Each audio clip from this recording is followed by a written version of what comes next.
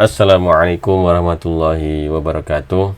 Jumpa lagi dengan Iskael dalam belajar CSS coding sebentar saja. Kali ini kita sampai dalam materi float ya. Float kalau dalam bahasa Inggris artinya kan mengambang ya.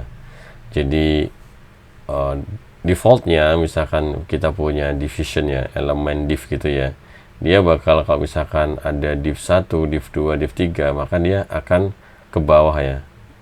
Akan ke bawah. Nah, sedangkan kalau misalkan dikasih float, misalkan float left, maka dia akan mengambang di atas seperti ini. Kayak gini ya. Nah, defaultnya seperti itu. Kalau misalkan ke kanan, maka dia ke kanan juga. Kayak gitu ya. Misalkan kita langsung coding. Misalkan kita punya wrapper dan child 1, 2, 3, 4 gitu ya.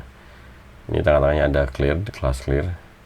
Nah, misalkan kita kasih teks, misalkan teks, kita coba ini ada teks ya, misalkan div class teks.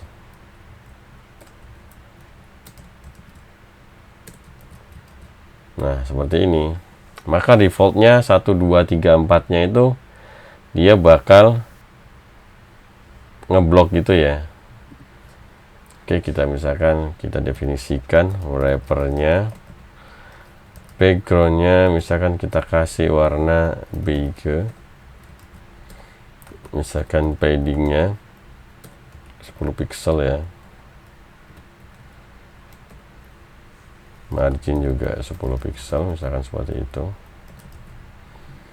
Nah, kemudian kita definisikan child itu yaitu width-nya misalkan 50 pixel ya, height-nya juga 50 pixel.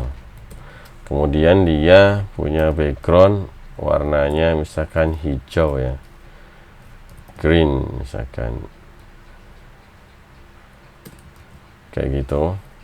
Kemudian kita kasih margin 10 pixel, paddingnya 10 pixel. Nah, defaultnya ketika dia dia itu berupa div, maka dia akan melakukan blok seperti ini ya. Nah, fungsinya float kita langsung masukkan misalkan float left ya, maka dia otomatis seperti ini, dia mengambang seperti ini ya, 1, 2, 3, 4. Nah, teksnya langsung di sini ya, kayak gitu. Kalau misalkan ini ukurannya misalkan width-nya 100, nah, maka dia seperti ini, 1, 2, 3, 4. Nah, kayak gitu. Dia ke bawah dan teksnya ini semacam kayak kalau di koran kan gitu kan. Ada misalnya ada gambar, kemudian ada teksnya gitu ya. Dia mengikuti seperti ini. Nah, gimana kalau misalkan teksnya itu bisa ke bawah? Misalkan 1, 2, 3, 4, kemudian ini saya bersihkan nih. Biar teksnya itu nggak nyempil di kanan gini ya, kita gunakan clear ini ya, kita clear ini, kita ubah ke sini. Ini kan masih sama kan, kita kasih class clearnya itu kita kasih clear both. Nah, maka dia teksnya bakal ke bawah semua ya, seperti itu. Nah, gimana jika 1, 2 kemudian 3, 4-nya di bawah? Sama, kita kopas saja clearnya tadi di antara 1, 2 dan 3, 4, maka seperti ini ya. Kalau misalkan clearnya ini saya hapus, maka teksnya akan nyempil di sini ya, karena 1, 2 habis itu ada di clear, kemudian 3, 4 tidak ada clearnya, jadi dia otomatis teksnya nyempil di sini ya, kayak gitu. Bagaimana kalau misalkan float right ya? Float right maka kebalikannya, dia nyempilnya ke sebelah kanan ya, mengambangnya ke sebelah kanan, seperti itu. Nah, kapan float ini digunakan?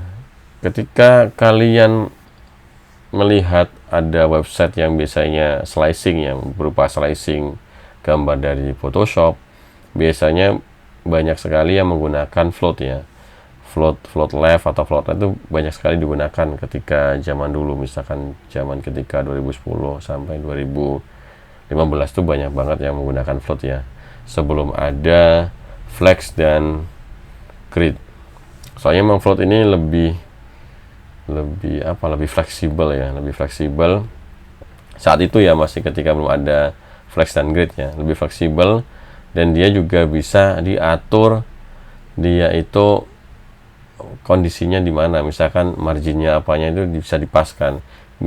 Biasanya kalian menjumpai float ini ketika kalian masih menggunakan website builder kayak Dreamweaver gitu ya, kayak zaman dulu. Kayak mungkin sekarang kalian tidak tahu Dreamweaver karena sudah discontinue ya.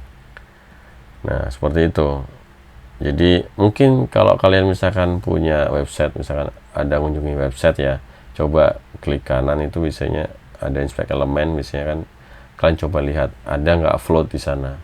Harusnya sih masih ada yang menggunakan float ini, karena beberapa elemen tuh emang butuh ngepasin gitu ya, ngepasin bagian, misalkan gambar 1 sama gambar 2 di slicing itu dipasin tuh biasanya butuh float ya.